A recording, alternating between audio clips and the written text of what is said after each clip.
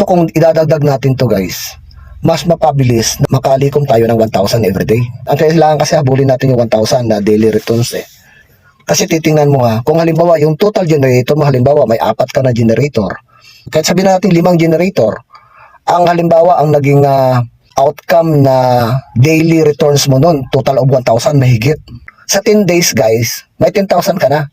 10 days bawi mo na. Eh ang list nito, ang time frame nito guys, 240 days. Matagal, ilang months yun, nakikita ka ng 1,000 everyday. Kung halimbawa, di ba, nag-get nyo yung point, ganun ang ibig sabihin nun. The more na marami kang generator, mas mapapabilis na mabawi mo yung iyong in-invest dito. Days lang, bawi mo na yung na-invest mo dito. Tapos ito, ang term nito, nirentahan mo siya for a long period of time na ibig sabihin, 1,000 everyday, 1,000 everyday for those generators na nirentahan mo.